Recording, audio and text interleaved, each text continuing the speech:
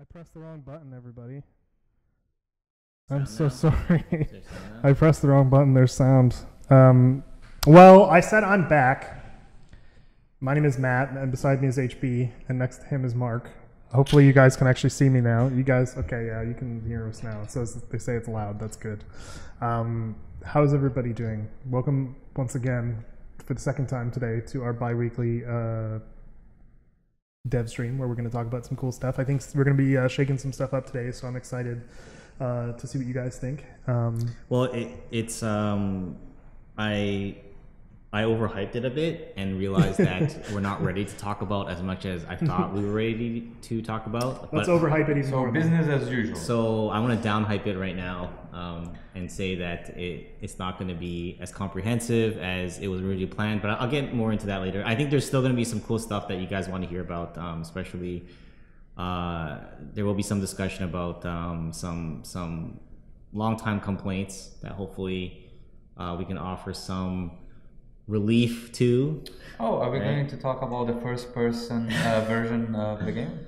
We're gonna increase structure decay by 500%. That's that was a bad joke. That was a joke. There is no more structure decay. It's a joke. You guys can build trenches now. That's also a joke. That's all. Using a wheelbarrow. Yeah. There were weird wheelbarrows in the game. The joke about things that they actually want. That they actually want, not things that they don't want, like I just did. But like wheelbarrows. Anyways, someone asked where my glasses are. I forgot them at home. I'm sorry, I couldn't find them this morning. Yeah. Anyway, so how's the war going, Mark? It seems like it's going on for a really long time. Yeah. If you guys want more content, all you got to do is finish the war. Yeah. I'm just well, saying, I mean, the good I'm thing. saying, like, I mean, I think we're in a good Savage. place. I think we're in a good place because we talked about this last time. Like it's like now we're in a good place where we can add more content to the end game. But more importantly, something that we have a lot of plans for is better pacing the wars, because right now they sort of reach this state where it can be a little bit of an indefinite feeling to these wars, and we want to make sure that wars are winnable at any phase, and we also want to make sure that if they get too long, that there's more ways for player driven, not like us putting in something like artificial, player driven ways, an increasing number of player driven ways where you guys can put an end to conquest that has gone on for too long. So rather than saying like, it's gone on for too long, we're going to start like reducing the victory towns like what we do now. It's like, it should be, okay, war has gone on for too long. Now you should have a lot more logi power to like push. You should have more weapons. You should have more super weapons, things like that. More means to end the war. So the end should almost feel more like an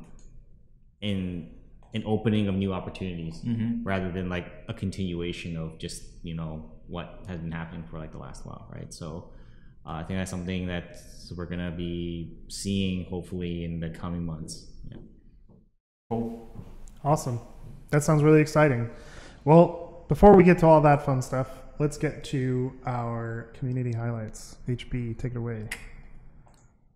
Yeah, as usual, every 2 weeks, Max compiles everything that the community did, all the cool stuff that you guys produce, images, war stories, videos, and everything, and puts it all together into a giant blog post, and that we call community highlights. And in this dev stream, I showcase a couple of them, a few of them. So let's start with some pretty cool stuff. This is quite amazing, I gotta be honest.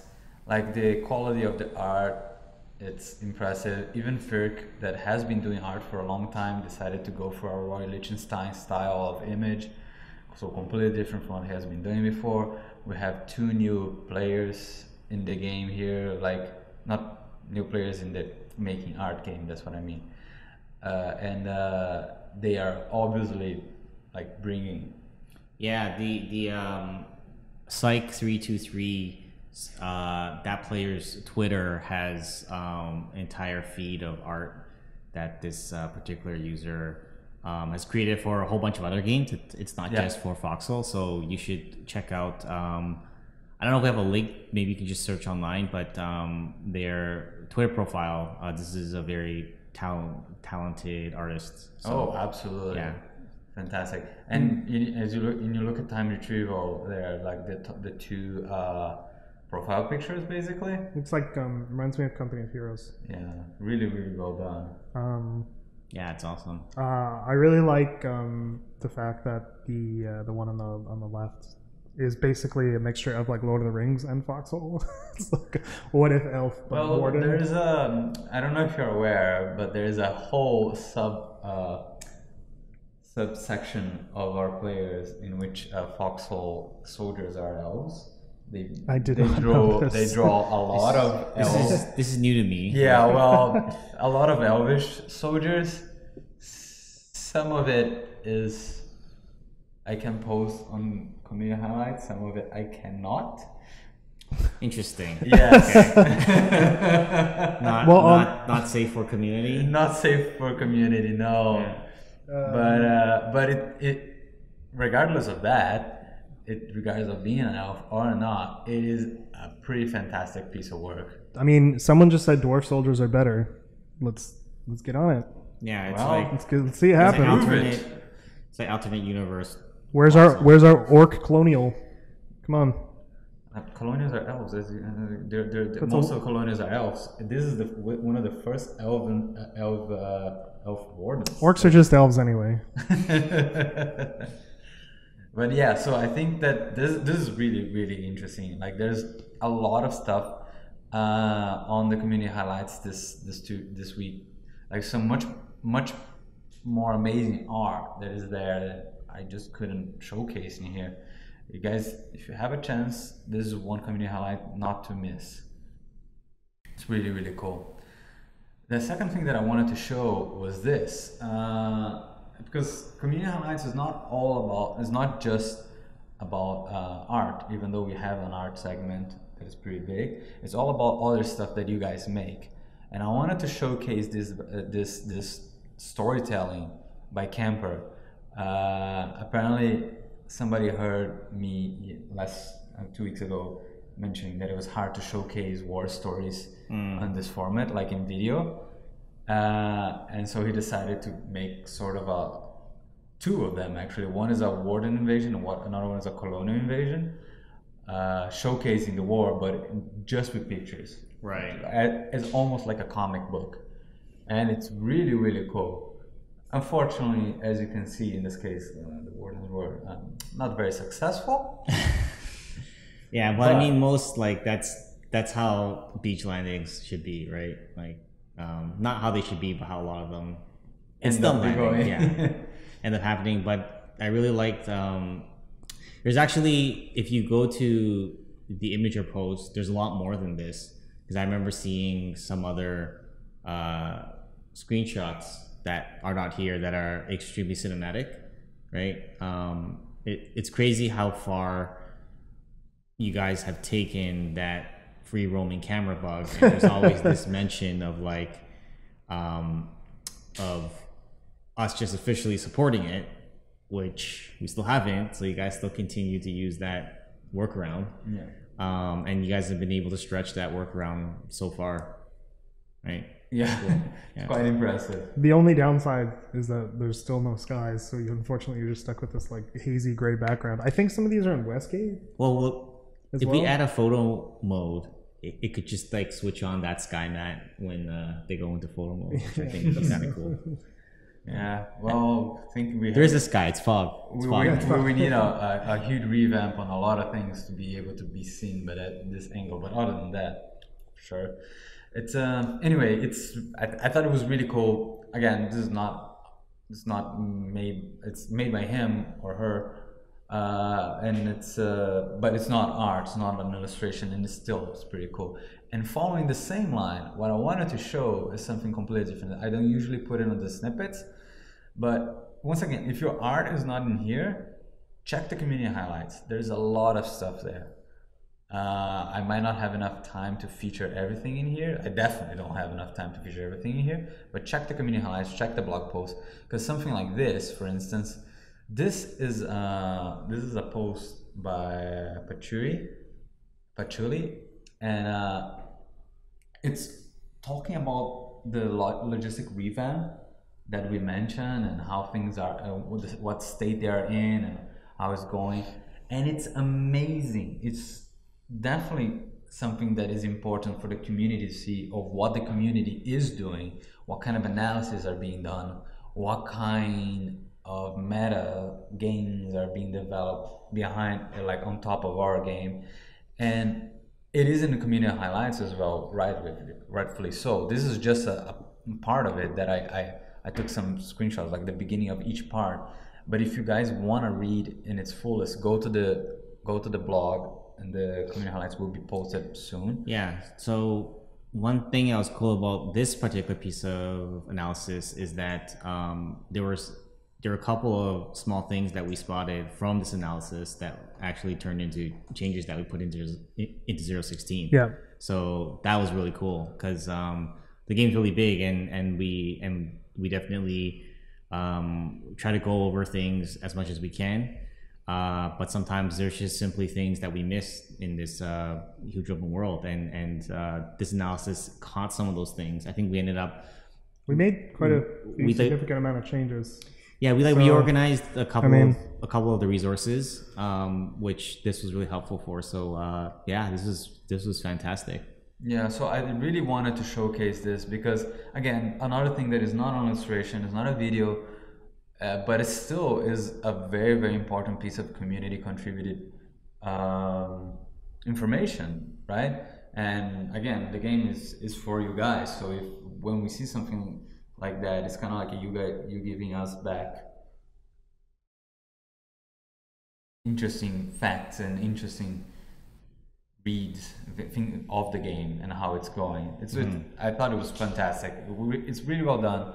Check it out in fullest. It might be a little bit outdated now going forward, but Patchouli knew of it. I think it's like 0.16 it's relevant. It might be relevant. The current game is, but I think the next update it'll be different. Yeah, but yeah, that's and I think that we'll tie in with some of the stuff that we have to talk about. Yeah, for Logi roadmap. This is something that we wanted to talk to you guys. We have been talking to you guys about it, but there was a lot that we hadn't talked about. I think last time I discussed with you guys, said mines are only a fraction of the changes that we have in store for Logi. And originally, I actually struggled a bit with breaking down how to talk about these upcoming changes, because a lot of it has to be talked about holistically.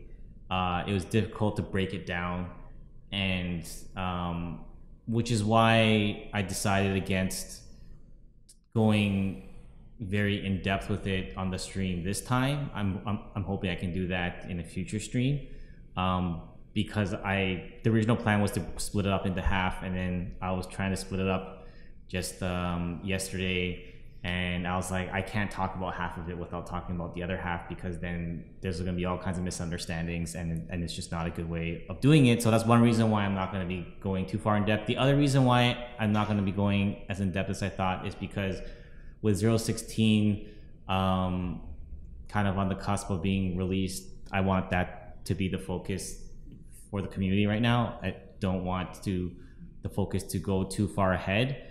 But having said that, I still feel like there's been a lot of questions that need answering. I think you guys want some information. So I compiled a really practical list of things that I thought can be kind of talked about at a high level that may address some of the questions that are floating around, and hopefully that will be enough for now, and then we can kind of put it aside, focus on 0.16, and then hopefully in a future stream I can come back around and talk in more depth about some of these changes, right? So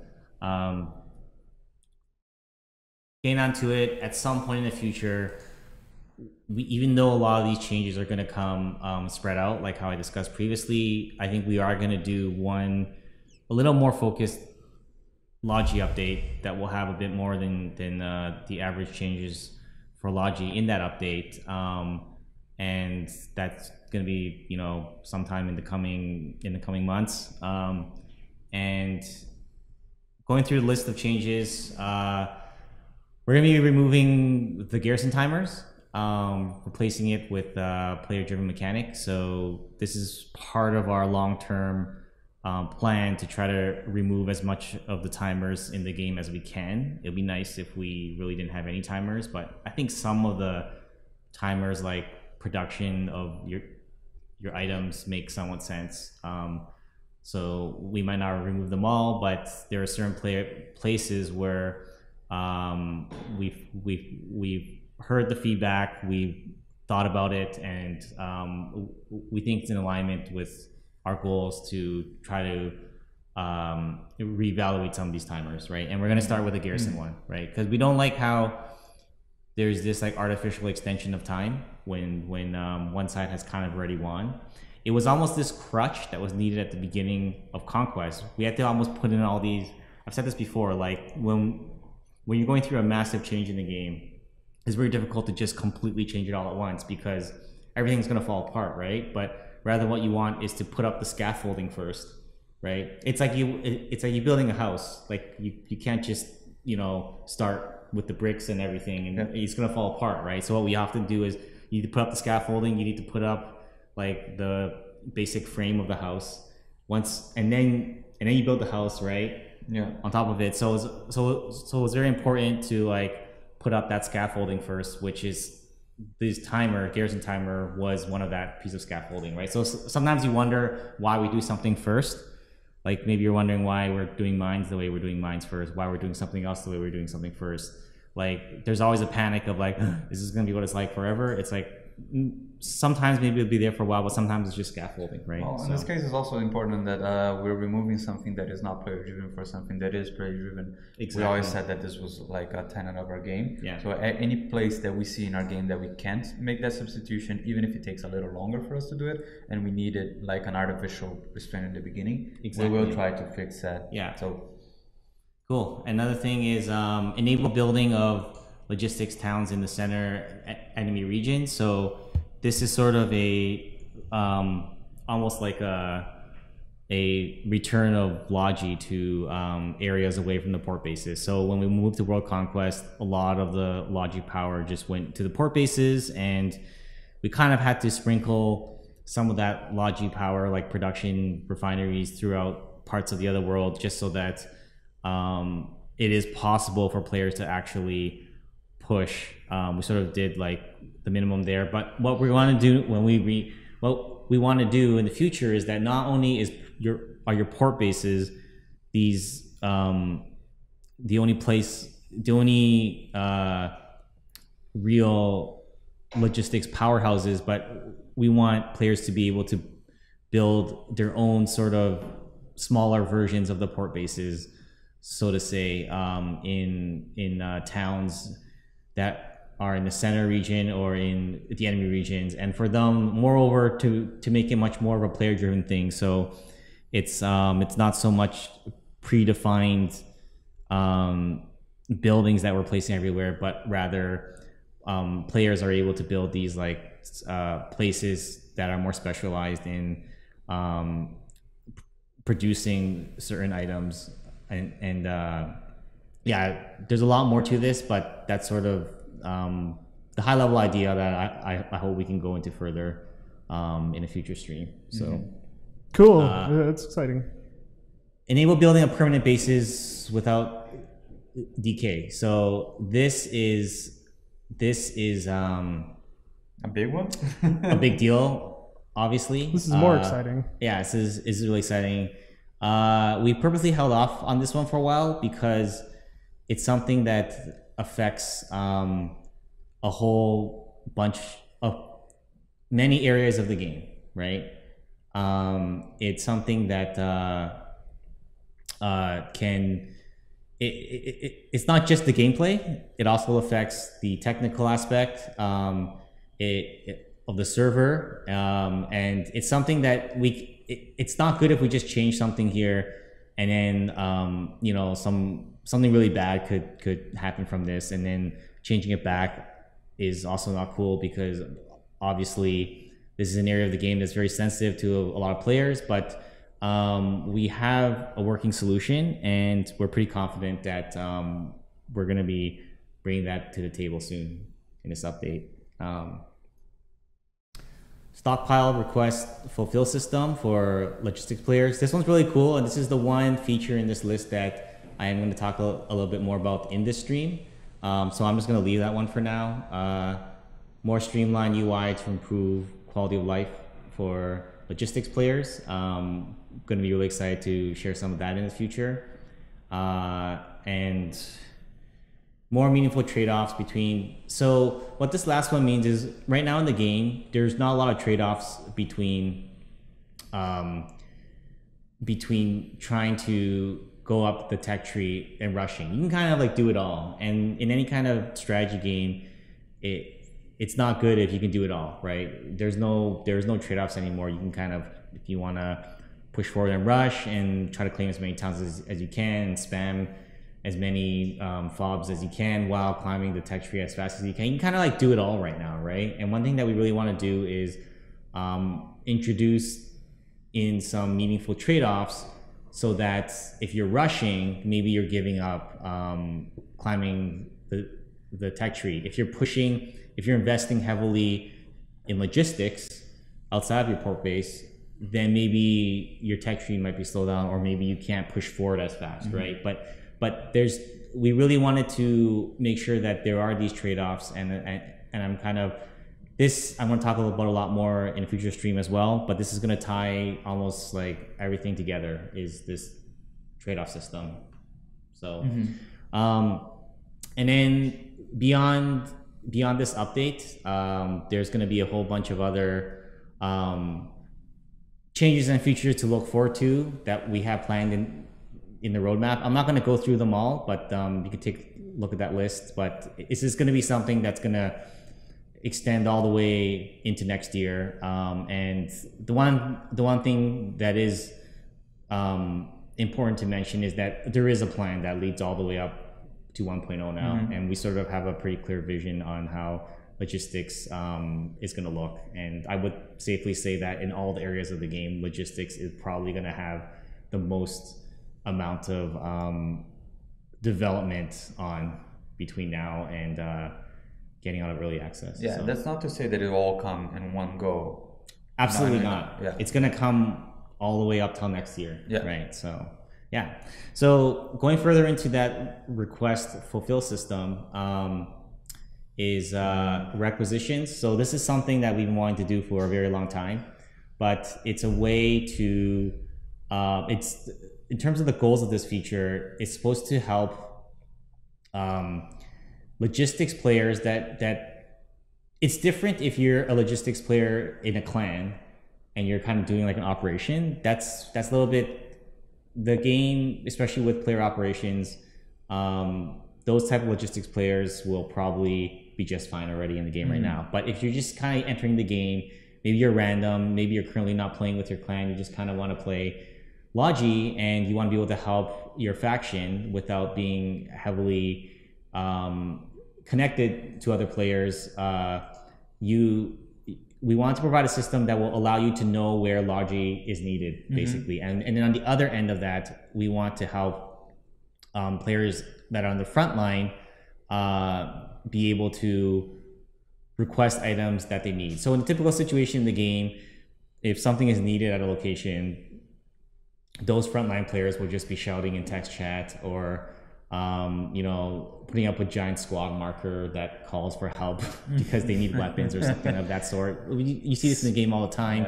Yeah. This is to help them be to provide them with a tool to surface those requests in a visible way, and for Logi players to be able to make smarter choices about where they're going to be spending their effort, to know that they're not going to be just going to like deliver something that isn't really needed, right? So it's going to be a vote-based system where you essentially have 3 things you can vote on, and on the logistics players end, they're going to be able to have map level visibility on these requests. So I can show you guys a mock-up of this is what it looks like when you're on the map screen and you hold down the Alt key. It shows both the current quantity of the item and the amount of upvotes that the item has received. And then this is if you're hovering over a specific building, right? So, yeah, that's basically the requisition system. In terms of all the other Logi features, I know you guys have probably a ton of questions about them. I'm just gonna say off the bat that a lot of it won't be answered right now. So expect a lot of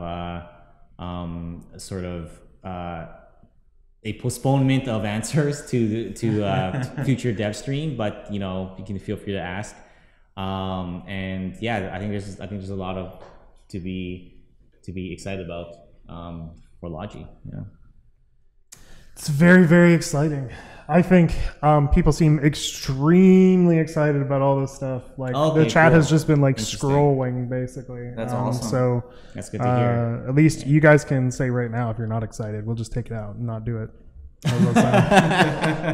Matt, I like your style. But anyway, yeah. So let's talk about this new dev blog format. I think it's really interesting, and I know some people in the office have been already quietly working on this. Yeah. So we found that the dev blog has kind of gotten a lot of overlap with the stream. Lately, we sort of talk about features that are coming, and then on the stream we talk about features that are coming soon.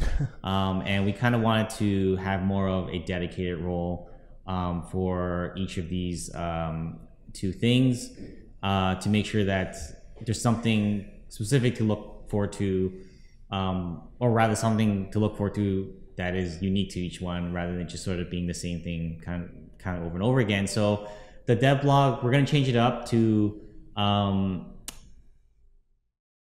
a format where you'll be able to hear more directly from a bunch of the other members on the team. So it won't just be me typing out the blog, but rather you'll be able to know about what Matt is working on, what Phil might be working on, you know, just Julian, basically anyone else on the team.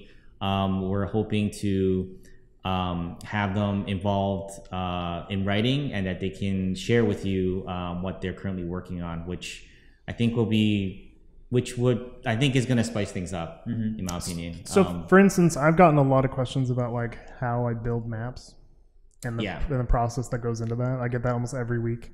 I might, you know, you might see some stuff like that. It may not be all in one post. It might be like parts, like spread out, or I might talk about like my philosophies behind like writing lore, or HB might talk about his like animation rig systems. I don't get a lot of stuff. messages about that. But I think you'll see some cool stuff coming even in this first post. I'm pretty excited about it myself. Yeah, and then in contrast, we're gonna focus these streams much more on talking about what actual features are going to be coming in the future updates. So that's very exciting, actually. I like the differentiation. Yeah, we don't have to cannibalize each other. Exactly. So, and we'd like to, once we've tried out this new format, we'd like to hear from you guys whether you like it or you hate it, and then we can definitely make changes. Yep. When is the first one coming? It's coming this afternoon. There you go. You heard it from the mouth of the man himself. All right, let's move on to I think Q&A, right? Is that it? Or is there? If you want to switch the camera, just so it's easier for me to edit later. Sure. Switching the camera to the Q&A. Thank you very much. Perfect. Now you can go back. You guys can start asking questions now, and we will start to try to answer them. I can't promise we'll answer all your questions, but we'll try. So I have a question. When should we expect to see some of this logistics stuff trickle into the live game? Don't have a hard date to like announce yet because again 016 is the focus, but I think in the next couple of months, hopefully sooner than that. That's probably as close as, but I think that like not too long after 016 goes out the door, we'll be able to give a more solid answer on that. We would like to have at least some stuff for 17, 18 for sure, like 017, 018. It's when at least we want to see some stuff. I think that's the time frame. It's reasonable to assume that time frame. Things can change as per usual because Yeah. game development sometimes is unreliable. Yeah. So I get this question every single week on the dev stream, and I typically don't answer it because there are more important things to address. But I feel like this is a really good week to ask this question. What happened to the rocket sites? Answer that 2 dev streams ago. Anyway, rocket sites, the rocket facility specifically is still in the pipeline. We're still working on it, and I think that probably a couple of months is not a bad estimate as well for that one. That's gonna be my default answer to everything about dates. A couple months. Just a couple of months, when you know. is PAX happening? In a couple of months. within a couple of months, could be anything. It could be next week. It could be all the way in like November. PAX is very soon though. PAX is like the end of the month. PAX is the end of next week. Yeah. PAX is real soon, guys. Yeah. And we're gonna have some cool announcements for PAX, by the way. At PAX, live reveal of some cool shit. So there's gonna be some. Oh really? Yeah. There's gonna be some like cool like get-togethers and stuff at Yeah. PAX. I think it's gonna be really quiet this year in terms of like actual like presence on the floor, right? Yeah. We're not gonna have a booth. We're gonna be, well, I guess we're talking about PAX a little bit. Sure, Yeah. might as well talk about it That's now. what this is for. We're not gonna have a booth this year on the floor, but we will be in the event walking around like me, Mark, Nuba, which is Alcas, and KFC. We'll all be gonna be there at the event. We're gonna be walking around. We're gonna do We're gonna be doing meetings with like players. We want to do some events like just get-togethers, go play some games at some different places, and have a couple of drinks if you are of age as well together with us. So I think it's going to be really, really fun. Talk to KFC on Discord because he's the one organizing it and he has some pretty cool plans. But other than that, like on the everyday days of PAX, we're going to be walking around. If you guys want to tag along, just check out games and have a good time. That's what we're going to do. It's going to be really fun. We don't have any... Yeah. Here's a fun question from Nat DePratt. What new questions would you like to see? What new weapons would you like to see in the game? I'd like to take another crack at the flamethrower. There you go. I'm gonna hold back my answer. What would you like to take another crack at? I'm curious. Nah, I'll talk to you about it after, man. Okay, well, Can I be honest? I know you already gave the answer. Can I be you gave a answer? So can I one weapon that I would love to see in the game that I don't think it will be, might be in the, it's not in the pipelines or anything. We haven't even discussed, but it would be like a combat knife or something like that. Like a little bit more of a close combat, close quarters, like immediate situations, particularly with. We're looking into revamping towns and stuff like that. Well, at the very beginning of the project, we wanted to have swords at the game. Yeah, so I think that we would be talked really about cool. having like sabers and stuff like really early on. Yeah, because I think like a combat knife, like something more visceral that you can just. Well, yeah, I mean, I think the HP just stabbed me. I'm dead, or at least bleeding. We talked about having swords early on in the game, but I think like. There was some question as to like the time frame of the game, whether it was going to be like more World War I, World War II, or more like Civil War era and early on. Yeah. So I think we sort of just stepped away from that. So yeah, we moved past that. I think for me, one of the things that I really want to see, and mostly just so I can do some cool writing, is to have a bunch of variations of the existing weapons. So like different kinds of pistols with slightly different stats, different types of SMGs, different types of assault rifles, because I have lots of ideas on the lore side of like where they come from and things like that I'd like to explore. The cool thing about the we're doing some revamp on the combat system is that now the new the way we're doing the new system will allow for that kind of variation and minutia, right? I think that you're gonna have an opportunity there. That's actually much more realistic than, I don't know, laser weapons. Yeah, well, there's never going to be anything like that, I don't think. I mean, never say never, I guess, but I don't see lasers in this game. You're not going to see like a Tesla coil or something. But I do think flamethrowers would be really interesting. I know there was a point where everybody was going to PAX, I think, and it was just like me and Stefan in the office, and Mark said, work on a flamethrower. And that happened in Fortified as well, but we never ended up actually working on it. But when we were in Fortified, it did happen, so I thought it was going to happen right away. But eventually, we changed our tasks and worked on something more important. But I think flamethrowers are like a given at some point, and it's probably will be one of the more game-changing things because there's a lot of damage you can do with fire. So that could be really, really interesting.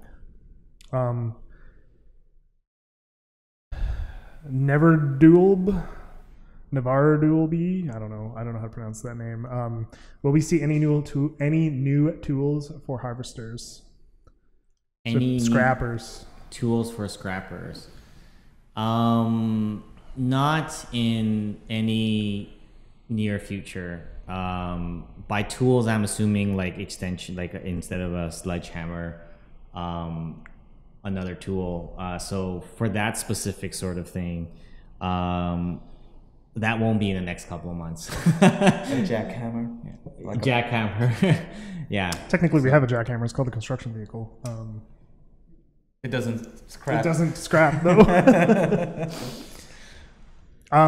The Flying Flail asks, will we see new future, more ammunition, like illumination or like a flare or green ash, etc.? Yeah, I think small things like that are the perfect type of content to like sneak into the cracks of these larger updates.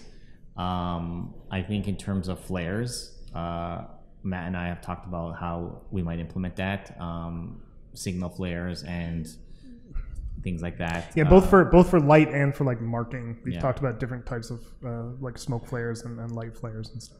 Yeah. But I think that could go to all like projectiles in the future, but it's not something we have like totally planned though. So it's just something that we can. It's content, right? The small arms weapons actually is a funny part of the game because it's probably one of the easier things for us to work on.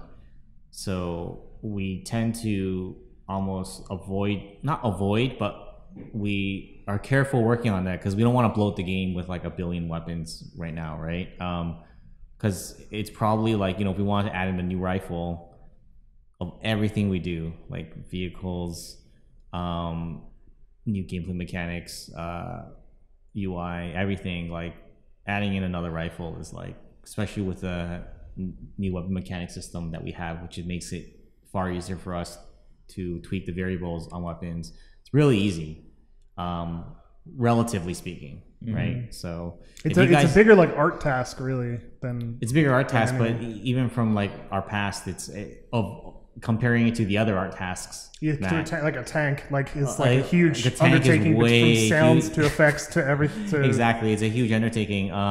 So from that perspective, like the more ideas that you give us about what kind of like small arms type of weapons that you'd like to see, who knows? Like some of those ideas might just sneak its way into like an update at some point, right? So, yeah. But the other thing is we don't want to flood it until we have we're sure everything is like good to go. Because then if we have like 10 handguns, 10 rifles, then if we make a huge change, we have to make sure it supports all that. Whereas if we have just a handful for now, it makes it a lot easier to make those bigger changes too. And that is with the new weapon mechanic system, Matt, we are one big step closer to that. No, totally. I think I think that's more exciting even now because there's a lot more to tweak, and I think you can make them feel pretty significantly different, even though they're the same class of weapon.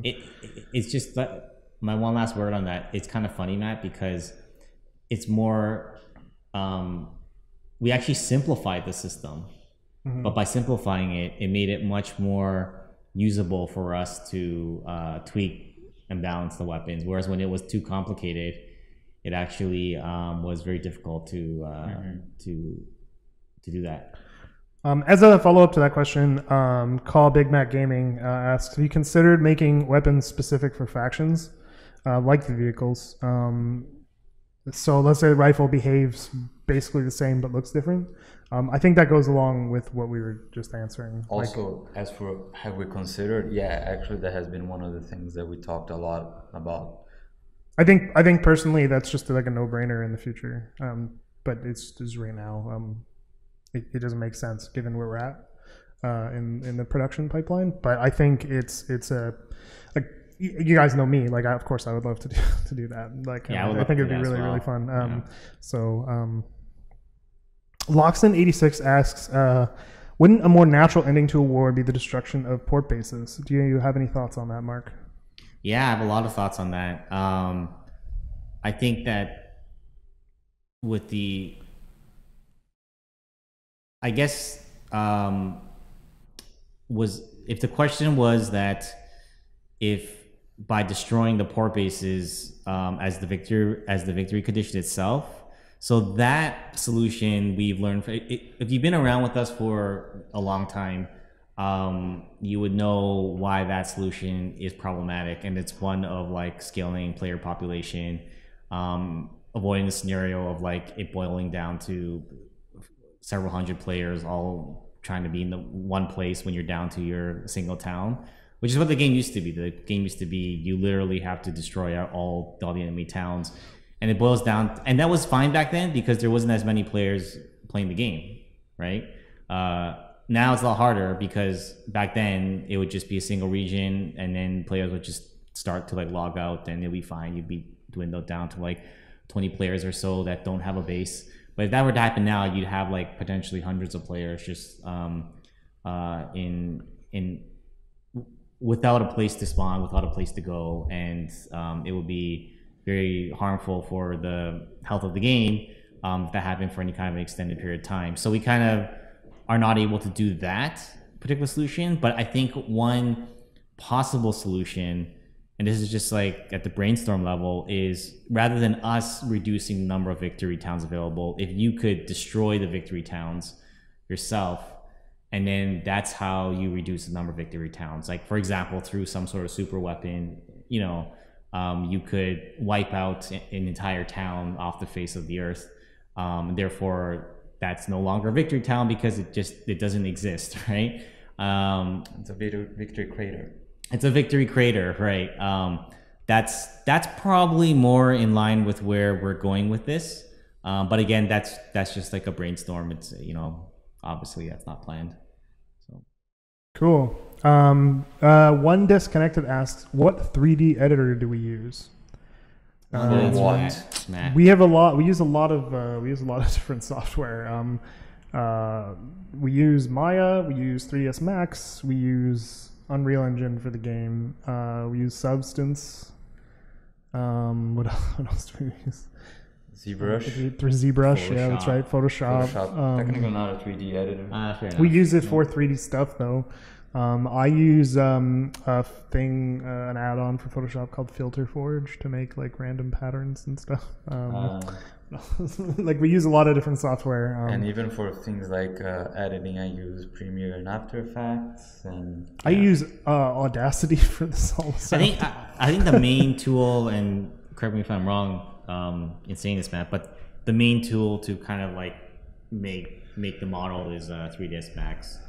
And then all the other tools are to make like the materials. Well, I think the main three are like it's Unreal Engine is where everything runs on. So like that's the the biggest one for sure.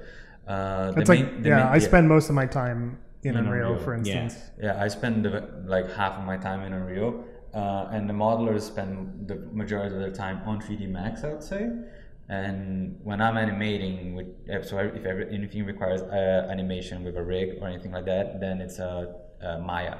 Yeah, these are things that the big three. And I'm converting over to Maya now too. Yeah. So, but Substance is another big one. The artists use Substance for almost all texturing at this point, and I use it even just to make patterns because a lot of what I do requires a lot of like pattern making, which is just you need random like procedural patterns. So I don't know. It's a complicated question, but to simple answer, 3S Max for Maya and ZBrush.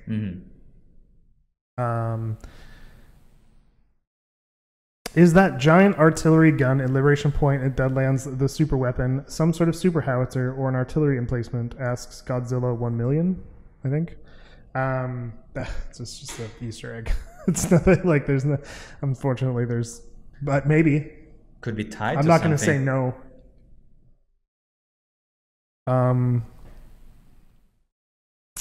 Smiling Actheon. Will you forbid capturing town halls farther away from the front line, like capturing Deep Law? Meanwhile, all 3 neighboring regions are colonial controlled, or maybe something to prevent enemies from sneaking deep into the homeland by reworking border no-build defense features. I think that is gonna change, and I don't think we should outright outlaw anything like that, like just say like, oh, there's a game mechanic that does allow you from trying to sneak in and capturing a town. I think this is a valid strategy, as long as there's a drawback for you doing that. Like in most games, most strategy games, there's a drawback from you straying too far from your bases. There's a drawback from you rushing. There's a drawback from you prioritizing attack instead of defense. The same way as there's a drawback from you not expanding the same. There's a drawback from you prioritizing defense instead of attack. So having a game mechanic that balances that out is much preferable. It is more in line from what we want to do moving forward than actually just straight up outline saying that this is not a valid strategy. I think Matt has done some work. I think the other half of that is that it needs to feel fair, right? We wouldn't want to outlaw anything, but if something is like overpowered, which comes back to like the drawback, like if it's just like overpowered and like, you know, there's no counter, things like that, I think is something that we do care to address. I think that we've taken some steps to naturally block off more of the bordering no build areas, and that's something we're going to continue to evaluate. Was it 016 that a bunch of those new changes went in, Matt? No, there was one. The test change went in 016. Okay. Yeah, timing is weird. I know. Yeah. Point 17. The entire game is a little bit more balanced in that way in terms of like partisan blocks and stuff like that. So I think you guys will see some changes that might hopefully help. You saw a few in point 16 in Deadlands. No. I think you're one version. 15. You might be one version past. So this 016 is the one that I think it has more of these changes, Matt. I think it was a lot. The point 17, to be honest with you. No, it's like 17. No. I know. That's what I'm saying. Point 16 as well. Point 16 is the one that's... Point 16 is the one I'm pretty sure that has Deadlands changes. Okay. Yeah. Because a lot of it was done with the Marin County changes, which I don't think are out yet. Okay. So we'll see. Anyway, they're either there or they're coming. So either way, hopefully, you know, that helps for some of that stuff. But we don't want to like artificially restrict it, and I think that's a big deal. Mm-hmm. I'm gonna ask one more question. And I want it to be a good one. Do you see any good ones, HB? Oh, okay. Actually, I have a great one. It's Godzilla 1 million again, but I'm gonna ask. The trenches in the graveyard and headstone feel useless. They are not protecting anything. Would you consider moving the trenches so that they can feel more or be more utilized in combat? So, coming off of what we just said, I think you'll see with the Marin County changes. Hopefully, the trenches are better. You can build in them now, so then you can use them to block paths. They're in the middle of the map. You cannot avoid them now. You have to pass through the trenches, and the trenches lead from town to town to town. They create a triangle through the middle of the map. Yeah. So hopefully they're far more useful in terms of actually getting around. And the no man's land is also kind of different. It's very different. And that definitely is coming in 016. And yes, that is. So oh yeah, 16. I'm so confused with the numbers. I understand what you're saying now. Yeah. Oh, okay. Anyway, you guys, You guys, it's because we're at our schedule's a little weird. It's because we've been holding on to 016 for so long that everyone's. I keep thinking that's been done already. Anyway, you guys are on point 15. That's right. Okay, so on point 16, you're going to see these changes come. And I think it'll be really cool. And I hope that it helps Marin County. I will continue to make changes to Marin County if it continues to feel useless. I'm just going to take it one step at a time because we could really make those trenches extremely overpowered and like ruin the map. So and if not, we'll just get rid of the trenches and then they'll never be just going to trenches. blow up the whole map. The whole map. The entire thing is going to be no man's land. It'll be just land. a crater. It's going to be called Crater. No man's Crater County. Crater County. Anyway, we're going to bring the Devstream to an end here. Thank you guys for all your questions. Thank you for hanging out. Thank you for everything. Do you guys have any? Actually, I have the last word. Right now in the art channel, what is it called? Art something in the Discord? There's, the official Discord? Which one? There's two art channels. One that is for Foxhole related things, which is art and streams and things like that. Creative Stream Plug is not. Yeah, Creative Stream Plug. That's not the one I'm talking about. So the art discussion channel. Art discussion. In the art discussion channel, I put a challenge up. I'm going to do these challenges bi-weekly, and it's just going to be something that I ask people to do something with. I don't care what it is. But this week is character Thea Morrow. She is the sort of the Callahan of the Colonials, and I want to see art in her prime, just like we did with Callahan a couple weeks ago. So do that, and the best ones will be featured somewhere. We'll do something. I've been talking to Max about it.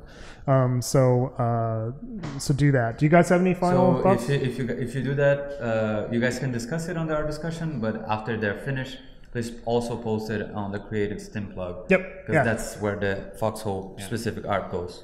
And look forward to, we'll have more information on this, and I'll have to talk to the KFC and the other people in the community that are involved. But I think we are planning to do some sort of a stream at PAX, which should be exciting. So look out for that. So yeah, join us at PAX if you can. If you're going to be in the area, if you're going to the event, talk to KFC, talk to us. It's going to be fun. Hopefully we'll get together. And if you are watching this on YouTube, hopefully I edited and posted this quick enough so that you guys can see that we're going to PAX. If not, next time join us live on twitch.tv/Foxhole Game. Yes, Foxhole Game. Every second Tuesday at 2 p.m. EST. And look out for the new devlog dropping today. And I think there's going to be one next week so that we can get it on a schedule that is opposite the stream. And that is the plan. Look forward to that. And unless you guys have anything else, join us in Discord. Sounds good. As always, stay foxy. I don't know how to stop the UI changed. There we go.